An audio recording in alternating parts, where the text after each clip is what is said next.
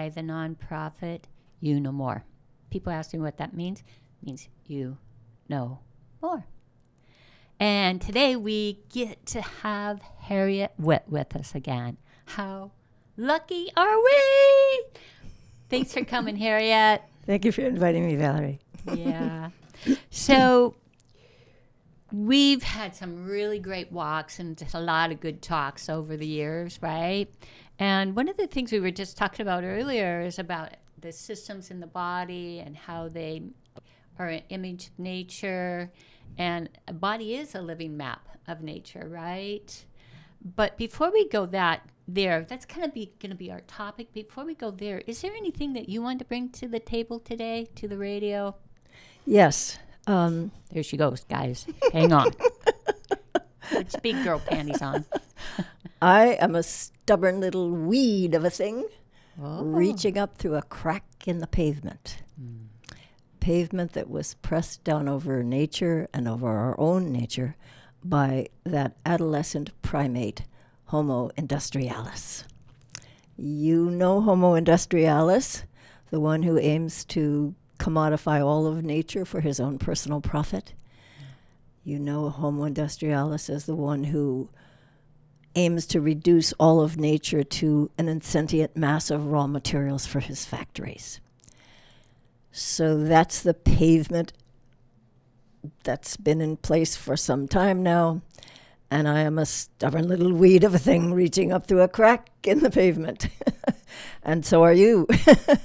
When I was a child, the pavement was firmly in place. There were no cracks in it at all. But now there are more and more cracks all the time. And I would like to celebrate two people in particular who have made really important cracks and deserve to be celebrated. Because the more we celebrate the other weeds who are reaching up through the cracks, the more the cracks widen and spread into a network. Mm-hmm. So if it's okay with you, I'd like to celebrate two people who... Yes, please. Okay. The first one is a man named János, Janos, who lived in Hungary in the 1800s. And you might think somebody who lived in Hungary in the 1800s would be irrelevant for us today, but that's not at all the case. It just seems irrelevant because the way society has created different little categories. They put people into a category and then they seem unrelated to, so I'd like to celebrate János. And another person I'd like to celebrate whose work continues the work of János is a woman named Dinah. Dinah is still alive today. She recently retired from teaching mathematics at Cornell. And as I mentioned the word mathematics, I'm wondering, do you remember anything about the classes that you were required to take to graduate from high school? Yeah. Well, no, I don't remember much about high school, but definitely college. Okay. Because the reason I want to mention this is because for pretty much everybody in the United States, it's not necessarily still true today, but it always was 100% true until very recently. You couldn't graduate from high school unless you studied geometry. Ah, right. And I Googled it this morning, and I can see a lot of people are still struggling with that. And the shape of our thinking, we're getting at, geometry is about shapes. Yeah. Yeah. So what I'm really talking about here is the shape of our thinking. Right. How did our thinking get to be the way it is? Yeah. In other words, how did the pavement get to be in place? Yeah. And I'm not pointing fingers here. No. It's just, yeah. So, okay, as I mentioned Euclid's geometry, I'm remembering a wonderful quote from the man who discovered fractal geometry, which is nature's geometry. Right. Okay. And the man who discovered fractal geometry said, nature has played a joke on the mathematicians. And I think that's interesting. Nature has played a joke on the mathematicans. So that's what I want to get at. If nature hadn't been playing, if nature isn't playing a joke on the mathematicians, or weren't playing a joke on the mathematicians, it wouldn't be possible for those of us who are weeds to push up through cracks in the pavement. Yeah. I don't know, am I making any sense here? Yeah. Wow, this is great. Okay. So Euclid's geometry, Euclid lived 300 years before Christ, approximately. Oh, in really? Greece. Yeah. He And was an old dude. Pardon? Old dude. Yeah, 300 years before Christ. Wow. Yeah. And, and his geometry book sold more copies than any book except the Bible until the 20th century. Right, I remember you saying that one time. That's amazing. So even though we don't think of geometry as having to do with our personal lives, the fact that his book sold more copies than anything any other book besides the Bible until the 20th century says something about the shape of our thinking. Yeah. And very quickly, what you'll remember from Euclid is a sphere or a cube is a three-dimensional object, 3D. Mm-hmm. Okay. A flat piece of paper is a two-dimensional object. A line is a one-dimensional object. And a point is a zero-dimensional object. And that's just how Euclid defined things. Okay. But it's about squares and parallelograms and, yeah. Okay. So along comes this fellow János in Hungary, who lived in the 1800s. And János was bright and curious and motivated, and he noticed a problem with Euclidean geometry. The problem had to do with axioms. You remember? Yeah. Yeah, there were these axioms that Euclid, okay. And in order to graduate from high school, we had to pass this geometry class. Right. And in the geometry class, we had to do the proofs of Euclid's axioms. Okay. One of those axioms, had never been proven. And that's what János was excited about. János Bolyai, Bolyai. János Bolyai in Hungary noticed, gee, it's been, 1,500 years since, 2,300 years. Yeah, he was the 1800s, so 2,300 years since Euclid. But in all that time, there still remains one axiom that nobody has ever proven. And he thought, well, maybe it's wrong. And his father said, don't go there, you'll lose your mind. Okay. Probably knowing that another person in France did lose his mind by going there, by questioning Euclid. Yeah, right. Okay. So just think of all those centuries, nobody ever questioned Euclid. That's what kind of fascinates me. Because we have to ask questions.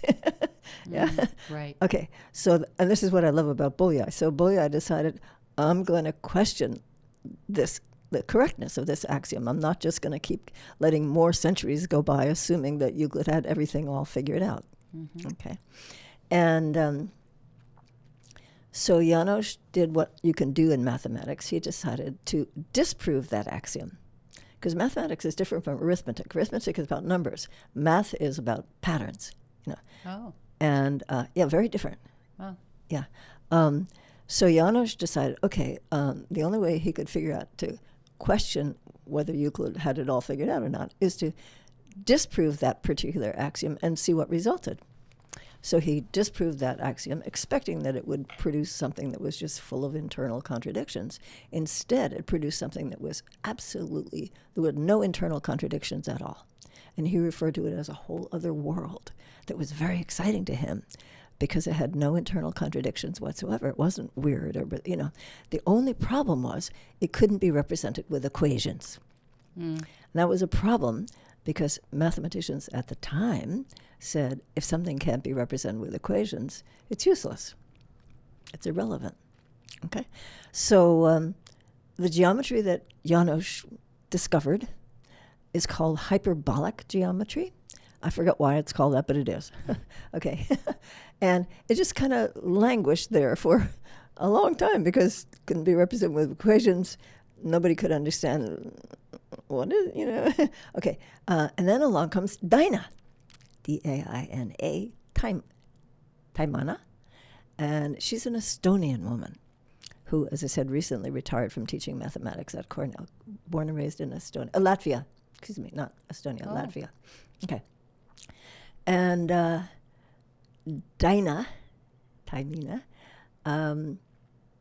studied hyperbolic geometry in college and was utterly confused by it because her professor couldn't explain it to her at all. And then when she found herself at Cornell, teaching at Cornell, she was assigned to teach a class in it. And she went, I don't understand it. How am I going to teach a class in it? So fortunately, because she had grown up in Latvia when it was part of the Soviet Union, that meant she grew up really poor. Everybody, it was hard to grow up in the Soviet Union. And so she learned how to knit and crochet and sew all of her clothing, because if you didn't learn how to knit and crochet and sew all of your clothes, you didn't have clothing. Right. Yeah. So that was her background. Okay. So she's appointed to teach this class in hyperbolic geometry, and she's struggling. How am I going to teach this class? I can't understand the hyperbolic geometry. Nobody was able to explain it to me when I was in college, And it suddenly occurs to her that she can crochet the shapes that are in hyperbolic geometry. So she started to crochet them for her students because they could not be represented with equations. And when she crocheted them, it turned out that they are the shapes of parsley, kale, lettuce, fungi, the shape of your brain, and the shape of almost all of your internal body systems. They're the shapes of nature. Wow. Nature has played a joke on the mathematicians. Yeah. So if you Google, and I just did it this morning, I Googled examples of hyperbolic geometry in nature. Okay. In nature. Okay. And there's beautiful video from a fellow in India who talks about all the internal bodily systems that are examples of this hyperbolic geometry that can be crocheted, but it can't be represented with equations. And because it can be crocheted, mathematicians are now crocheting. And there was a wonderful exhibit a few years ago called Crocheting the Coral Reef. It was done by a woman in Australia. Unfortunately, I can't remember her name, but there's a mathematician in Australia who realized how exciting it was that there is this geometry of nature that can be crocheted but can't be represented with equations. So she created an exhibit at the Chicago Institute of Art, and it's all coral reef shapes, because this woman is Australian. There's a lot of coral reefs off the coast of Australia, right? Yeah. So she crocheted all these different kinds of coral shapes, and so you look at them and you can see they're corals, but they're made of crochet. Wow. and it's just stunning. It's really stunning. It gets the point across. Yeah. So I just want to celebrate Janos Bolyai for going ahead and risking the loss of his sanity by questioning Euclid, because that happens when we question.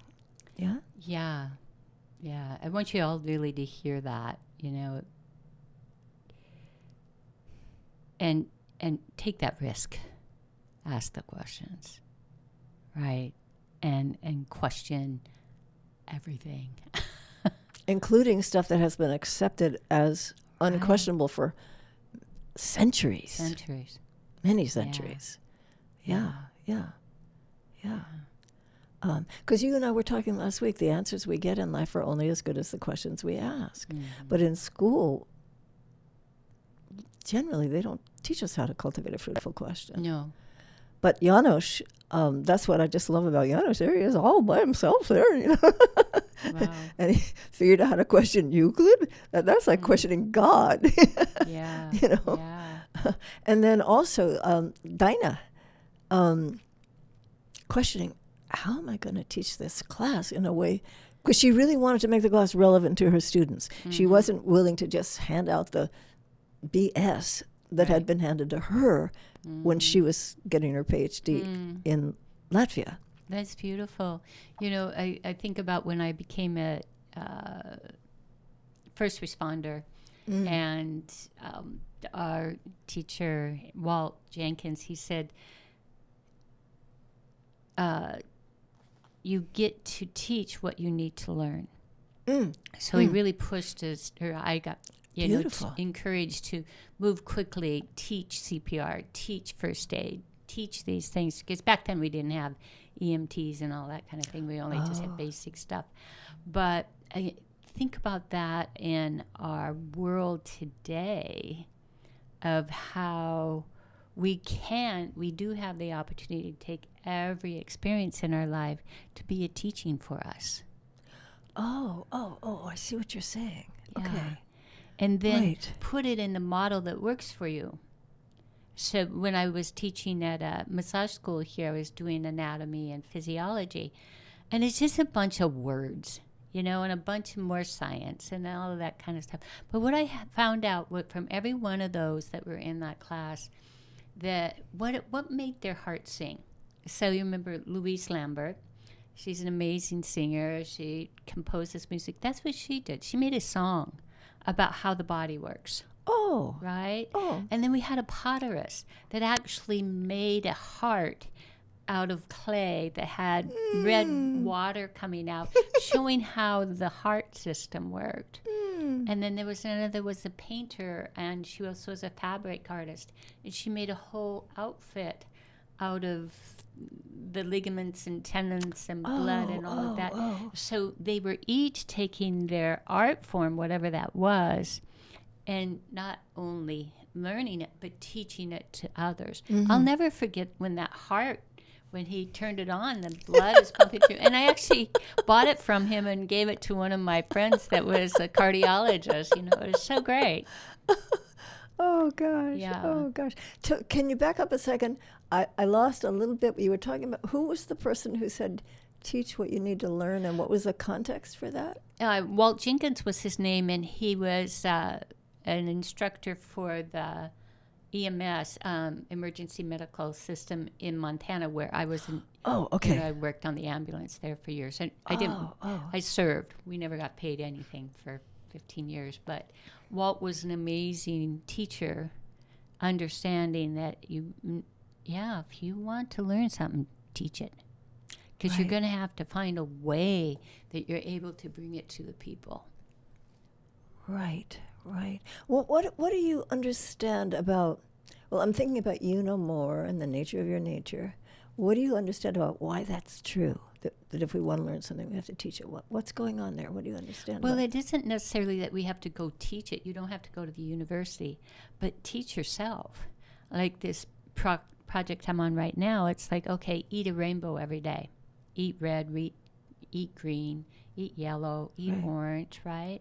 But then also we have the opportunity to be in our bodies and notice what happens.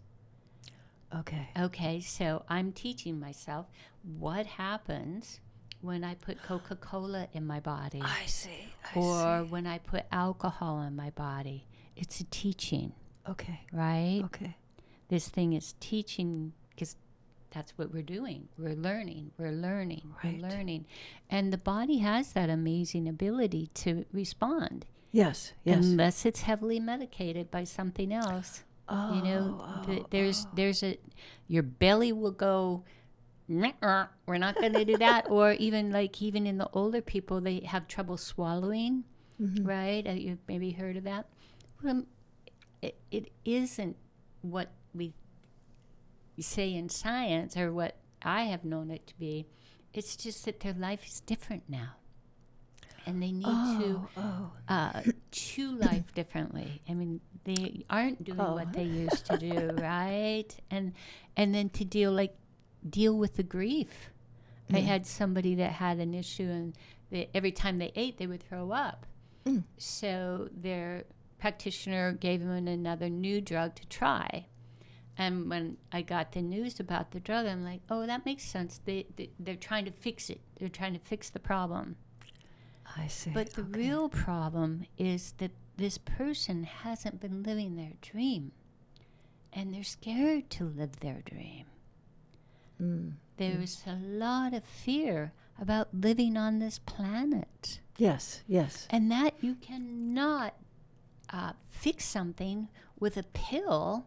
That is something that you got to go inside and and have a Right, community right. that does the community grieving, like Bodhi did the other day down at the beach.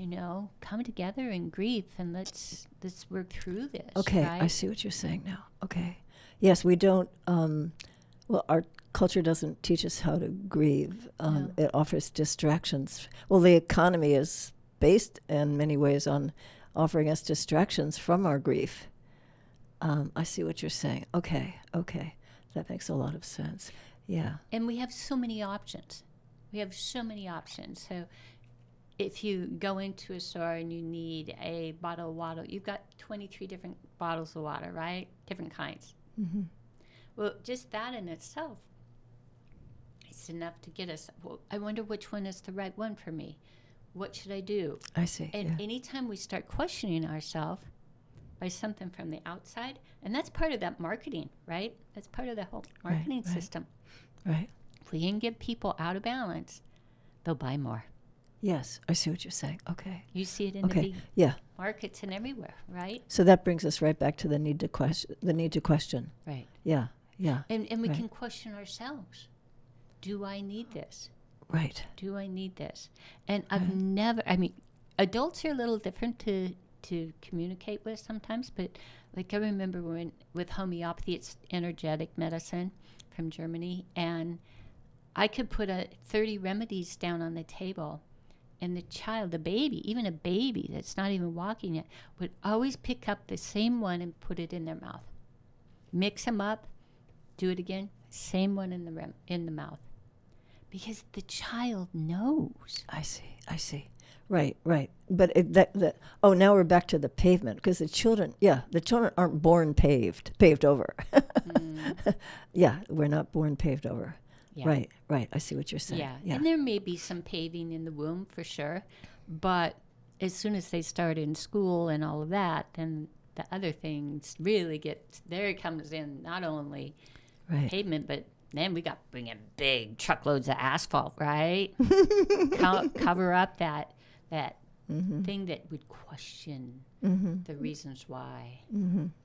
I see. Yeah. So all the more reason to celebrate the people who have cracked the pavement and are cracking the pavement. And everybody is in their own way. I was really thinking about that this morning, is that everybody is doing it in their way, in their vein.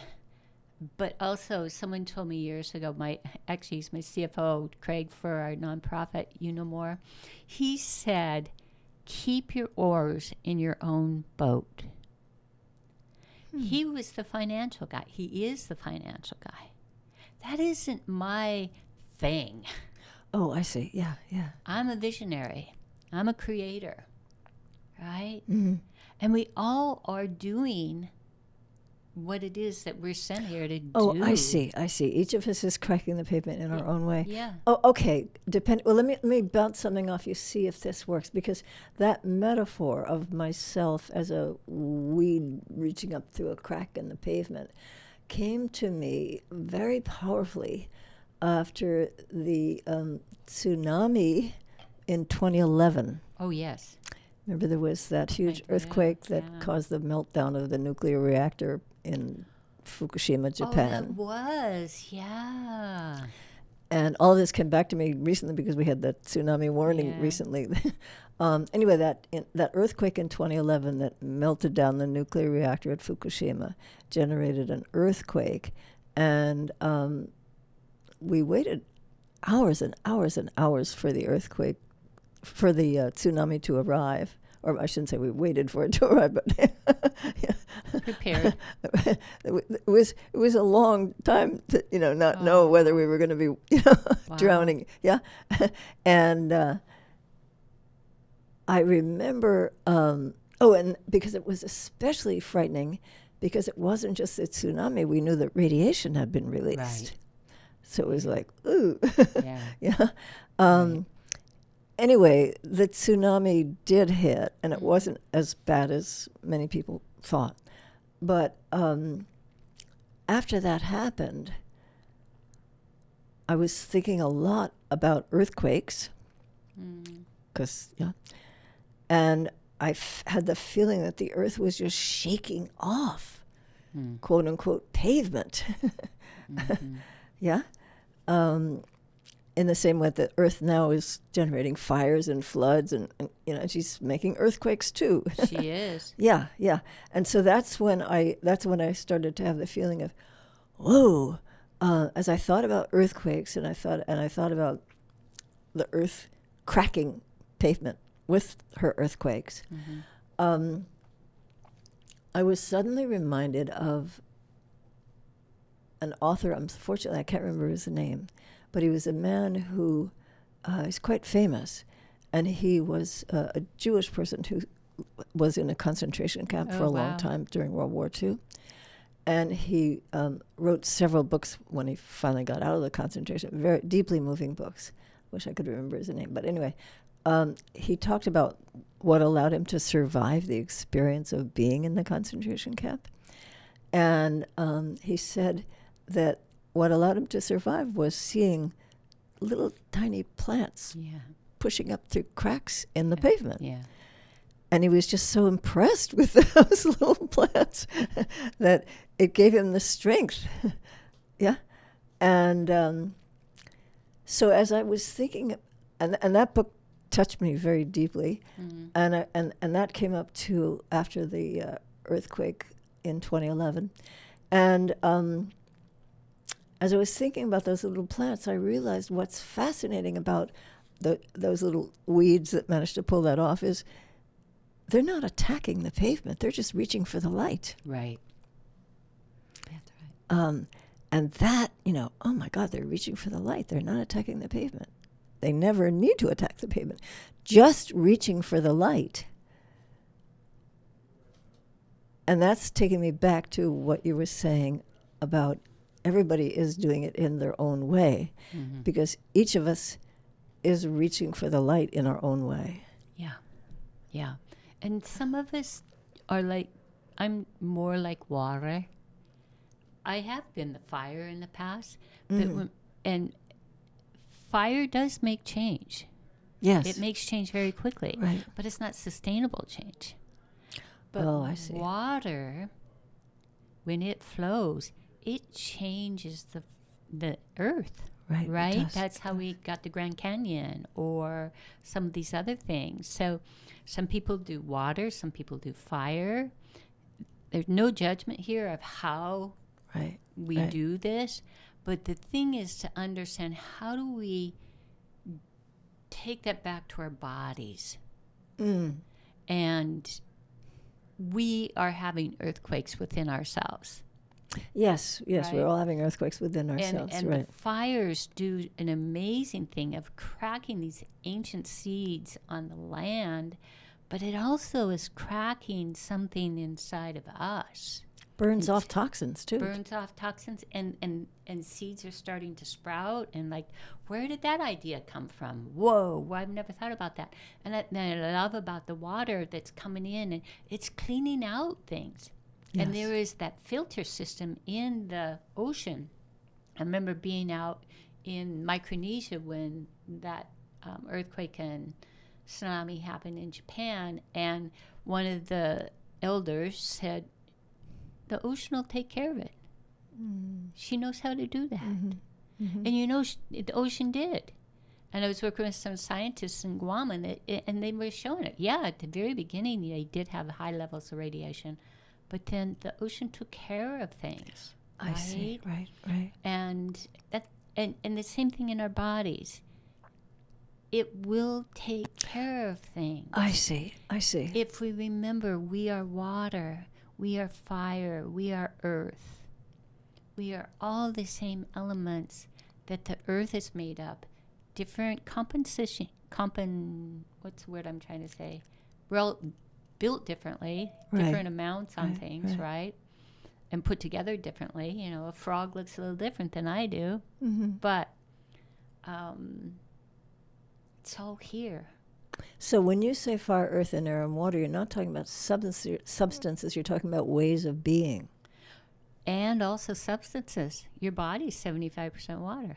Okay. Well, the reason I mention it is because I can remember distinctly on a number of occasions as I've been cramming science into my head, because I have this love-hate relationship with science, I have noticed over the years that some scientists dismiss the ancient tradition of fire, earth, air, and water, and as a primitive superstition. And when they do that, it's because they are assuming that they don't seem to realize that we're talking about fire, earth, air, and water as ways of being. Mm-hmm. They just assume that it's fire, earth, air, and water as substances. And that allows them to dismiss the tradition of thinking in terms of fire, earth, air, and water. Mm-hmm. That's the only reason I questioned you. Mm-hmm. So I would love to hear more about what you mean by it. It also includes, when you use the terms fire, earth, air, and water, in what way are they substances as well as behaviors? We have them in our body. We're water. We're gold or carbon. Every cell is organic, right? Right. So it's now, do you carbon. regard carbon as what? The molecule of carbon. Yeah, but are you regarding that as earth, or that's what I'm trying to understand? Well, that would be part of earth. Yeah, it comes from the earth. And then air is the breath, right? Okay. And when we look at certain body types, they maybe are more earth. Yeah, I can definitely see that. Or more water. Right. Or more fire. Right. And there's certain things that'll make the body be more fire, such as alcohol. Oh, okay. You get that big bulbous nose of too much alcohol, and it's really red.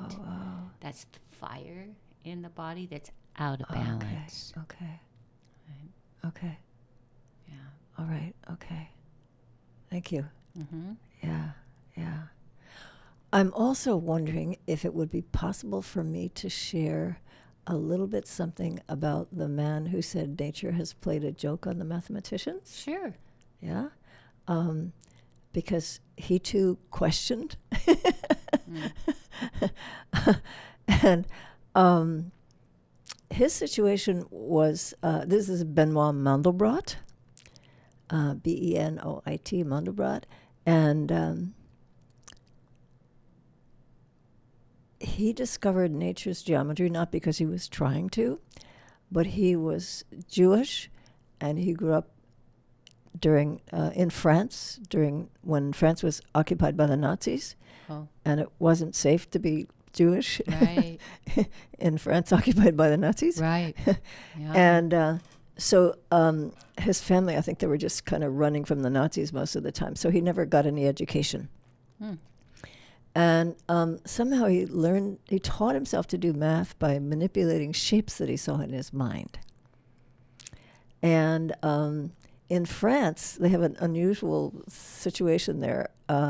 In France, you can go to university even if you never got any schooling, so long as you can pass the entrance exams. So Benoit passed the entrance exams, even though he never went to school, and went on to get 2 PhDs. And because he never was educated, never went to school, he didn't know about Euclid's geometry. His thinking was not shaped by the squares and the... Yeah, right. Yeah. And that's interesting to me. Yeah,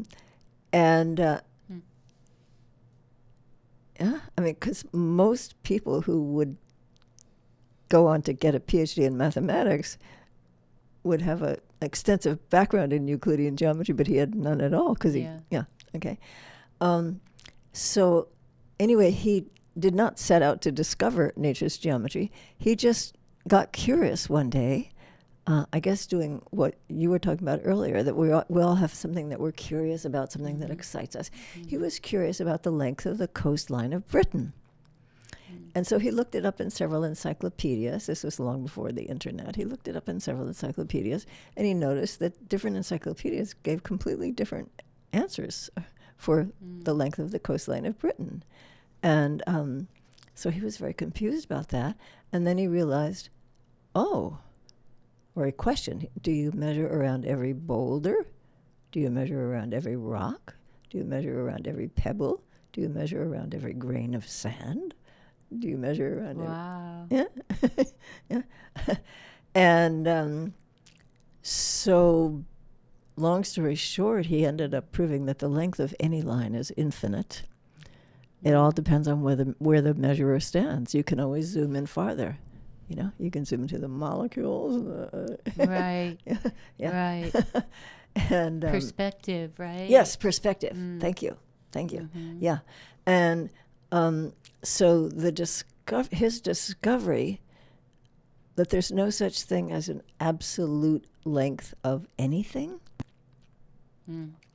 has been compared to, the mathematical equivalent of what's going on in quantum physics. We're like, whoa, the uncertainty. Right. Whoa. Right. Yeah. No, Yeah. And I have a strong memory of it because my husband, I mentioned, had a PhD in mathematics. And I remember when he first came across Mandelbrot's work, and he actually got to take a weekend workshop with Mandelbrot, which was, delightful for him. But anyway, when he first came across Mandelbrot's work, I remember I could still see him so vividly. The length of any line is infinite? The length of any line is infinite? Oh, the length of any line is, Can you see how that just pulls the rug out from under? Yeah. Whoa. Yeah. And the implications of that are just beginning to reverberate through.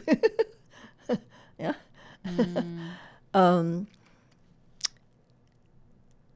Anyway, so Mandelbrot said nature has played a joke on the mathematicians.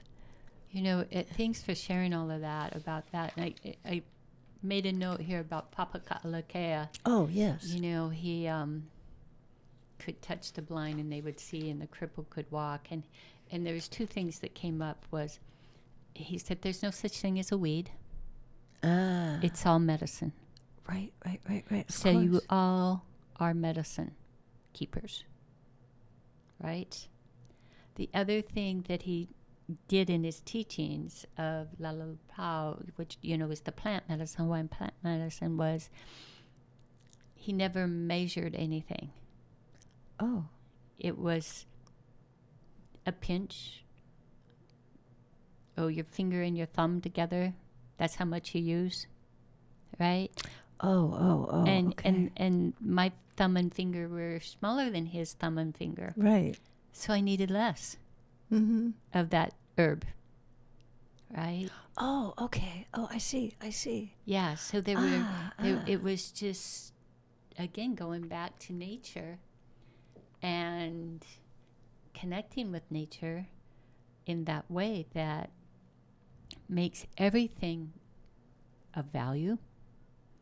And fortunately, people like Papa didn't get integrated with all of this math and science and all of that kind of stuff because he was not of that age. And I think right. born in 1919 or something like that. Also living out here. Yeah. And in Kipahulu and all of that kind of thing.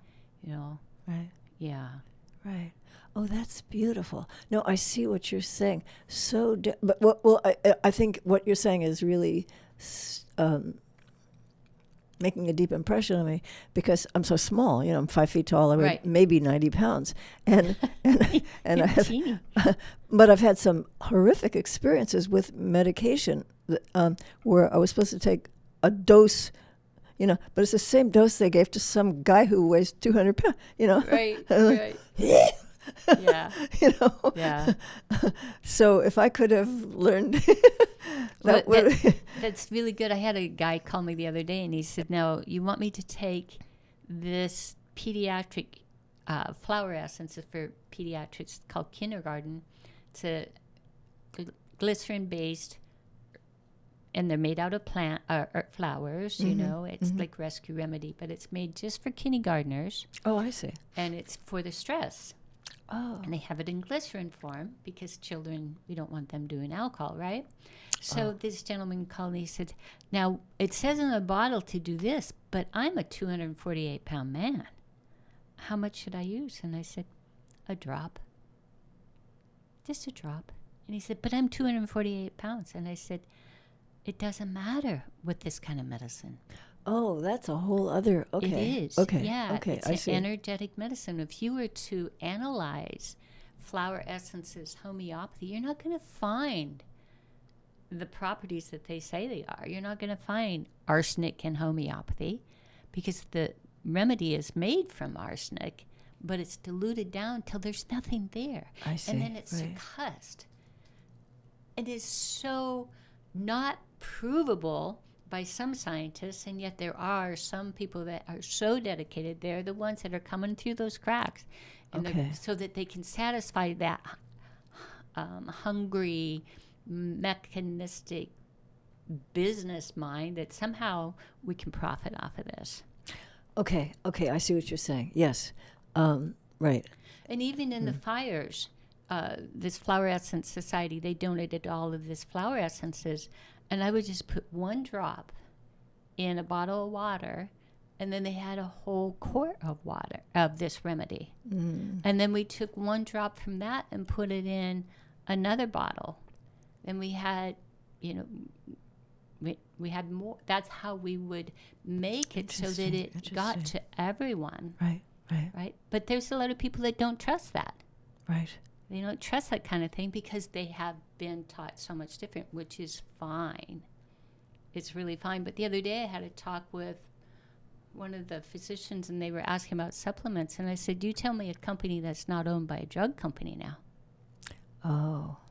As it's finally been done. They've been bought out. The majority of, supplement companies have been bought out by drug companies because they knew, one, is that it helped people. Right. And two, they could make money off of it. Right. Right.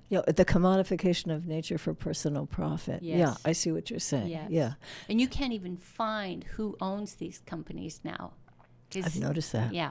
And even my friend had a company, and they have no clue who bought their company. Wow. Yeah. Oh, even somebody who's owned the company that got, oh my gosh. Yeah, because that's how this system works. And with that, somebody asked me about that the other day. Well, doesn't that upset you? And I said, well, you know what? I'm really, really glad that people are getting more access to supplements. One of the survivors from the fires was put on pancreatic enzymes. And they contacted me and said, do you really think this is good? And I looked at the formula. I know the person that invented that formula. I knew them very, very well. A naturopath. But they sold their company. This drug company bought it, and they're making these pancreatic enzymes. They're adding a few things to it, but the basic formula is the same that this other doctor had created. Interesting. Which I think is fabulous. But there is I see what you're saying. There's a whole other way to look at this. The one thing about that, though, is that in medicine, we're still treating like it's a thing. Like what I talked about earlier was, it wasn't that they were really not able to digest. It was that they were scared. Right? Although the doctor gave them something to take to help them move it through their body instead of throwing it up, which really the underlying issue, if the other doctor had listened, they were scared. They're so scared right now being on this planet. Yes. They don't know how to live on this planet with all of this stuff going on, right? I see what you're saying. Okay, so it goes back to the need for us to feel the sorrow. Yes. And that's best done collectively, like what Bodhi was. Okay, I see. Yes. Oh, okay, because I'm reminded of things like, collective sorrow, the AIDS quilt, back when the AIDS thing was happening. There are things we can do as a group of people, artistic, with art and music and ceremony, to be deepened by the pain. And get back in nature. Yes. Yeah. Yes. Someone sent me over another probably $1 million spent on a study, shows that 60% of Americans don't go outside. Yeah. They don't have a relationship with the trees, the plants, the flowers, all of that, which is part of that colonization, right? Right, right. Speaking of going outside, you just reminded me of something. Our bodies there are hundreds of trillions of cells in our body. Yeah. And I was thinking about, well, okay, there's hundreds of trillions of cells in our body. Why are we not hundreds of trillions of selves? How can there be so many cells in the body that are all functioning as one body, you know? And it turns out that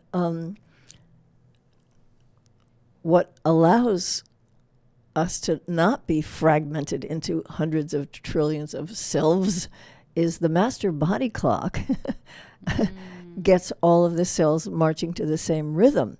And the rhythm is the rhythm of the Earth's relationship to the sun. Yeah. Yeah. And when we get out of sync with the sun, with the Earth's relationship with the sun, we have jet lag. That's what jet lag is. I mean, jet lag wouldn't exist if our bodies didn't have a powerful relationship to the sun at the local place where our bodies live. You know, so jet lag, is the result of being out of sync, but also many people today are out of sync just because they're not going outdoors. And the other thing that's getting us out of sync is there's so much night lighting. Yes. That light pollution. Yeah, there's so much light pollution at night that cancer rates are rising. Cancer rates are especially high, among people who work the night shift and people who live in places where there's no darkness at night because of urban glare and stuff like that. Yeah, but going back to getting back in sync, I've been reading a lot about this master body clock. And because it fascinates me because of my background in astronomy, the Earth's relationship with the sun. Right. The star that we're orbiting. And it turns out that when we get out of sync with it's called the circadian rhythm. When we get out of sync with that, there are 2 points each day where we can get back in sync, dawn and dusk. The body will reset. If you expose your body to the sunlight at the place where you live, at dawn and at dusk, the body will reset. And there's something just so beautifully, powerfully simple about that. Yeah. And especially when you consider how beautiful we regard dawn and dusk as being. I mean, think of all the paintings and symphonies that have been about dawn and dusk. Yeah. And I think of, here on Maui where we have so many tourists, if you walk along at the end of the day, all the tourists, there's thousands of tourists all just watching the sun over the ocean. Yeah. We experienced that. Remember that day we were in Kihei? I think it was in Kihei, right. And everything went quiet. Right. And people stopped moving. Right. Right. Right. Something in us, totally separate from religion, something in us knows this moment is sacred. Dawn and dusk are sacred. And they are sacred because those are the moments when the body can resynchronize itself with the circadian rhythm. And it just fascinates me that that's scientifically correct, and it happens to be something that we regard as aesthetically special. I don't know, am I making any sense here? Yeah. And one of the tools that we can use where there is that light pollution at night is to use the blackout curtains, for the windows. Take your clocks out of your room. Do not have a television in the place that you sleep. Keep your phone in another room. Right. Don't have a computer going next to you. Right. Because that changes the brain chemistry and the hormone imbalances. Yes. Almost all of it goes back to the problems with light and dark, or not getting the proper ratio there, right? The right ratio. Yeah, you just reminded me when you said that. When I was researching the master body clock, one of the fascinating things I came across has to do with the fact that as you know, the body does its deepest healing during REM sleep, but REM sleep doesn't even begin until several hours after the lights go out. And so what they discovered in the research on this is people who have bright lights over their bathroom mirror don't go into REM sleep. Yeah. So just simple things like eliminating the bright lights over your bathroom mirror. Shutting the door, having something there so that you're not exposed to that, right? Right. Yeah. Right. Yeah. Your natural rhythms. I love that. Yeah. And speaking of natural rhythms, there's one other thing that occurred to me in connection with this. And it has to do with the difference between, it has to do with our relationship with the sun, which until electricity came along, people's lives were regulated by the sun. Right. And electricity hasn't been around that long. I mean, my grandfather worked for Thomas Edison. Wow. So I know electricity, the invention of electricity was not ancient history. Right. My grandfather literally worked for Thomas Edison. And anyway, when I was thinking about the fact that up until Thomas Edison, people's lives were regulated by the sun because we didn't switch on lights. I was thinking about the difference between nature's noon and clock noon. There's a big difference between nature's noon and clock noon. Yeah. But most people don't.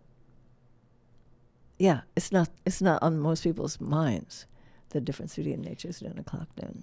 Yeah, I think that one of the things that we have the opportunity to do these days is really question things like you're talking about.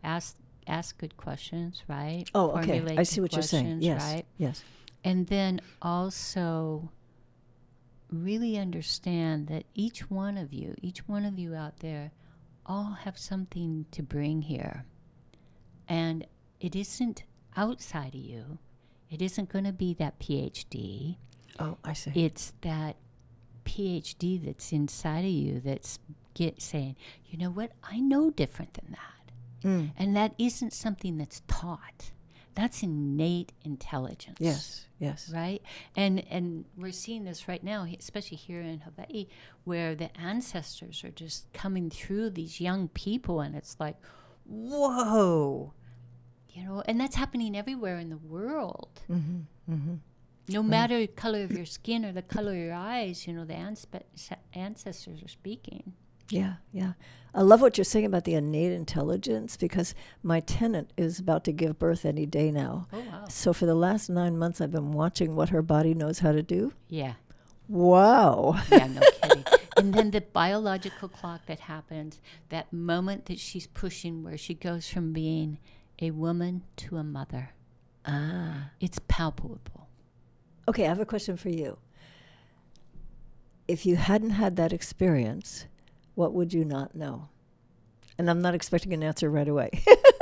Well, that is a really good question, and that's one of the things I've really spent a lot of time thinking about. And that is that all women, especially women, we're talking about giving birth here, is that we need some kind of ceremony that can change the essence of the inside. We as women, we have a womb. We are here to create.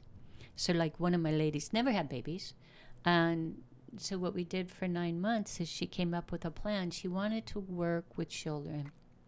And so what she ended up doing after 9 months is started a nonprofit working with the less fortunate children with like preschool. Which actually made a biological shift in her body. Oh. So that her risks of breast cancer and those things all went down because she's nurturing it. Oh, She gave birth to it. She gave it breast milk, right? And still is doing that, right?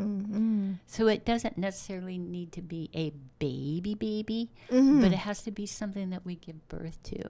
Yes, I see what you're saying. Beautiful. And that is one of the reasons that I've brought you here a number of times, because I just love what you're talking about. But also as the number of women that are here on the planet, and there's no doubt if you want change, you let the women lead the way, right? And also, how many women in our audience right now are going, geez, what didn't I get to do? You shared your story about not having children, right? Mm-hmm. Yet, look at all the things that you birthed.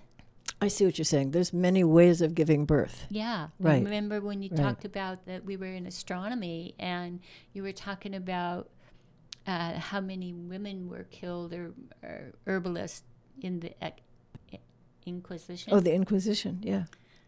And someone in the crowd said, "We're back," right? And it was this like, I just walked right through a portal. I think it was you. No, I think it was you, right? Yeah, we are. We're here. You're here. So even though maybe you don't feel like you're doing something, but we all are giving births in our different way. And we all are valuable. That cleaning person at the airport, I'll tell you what, my buddy, right? Yeah. Right. Yeah. Which goes back to understanding and really embracing our value and our opportunity. And the value can't be measured by numbers. It can't. A dollar bill is not going to give it. But what does is that smile. Or when you hand somebody a tool that they're going to be able to use the rest of their life. Okay. Which that's what You Know More is all about. Right. And that is the nature.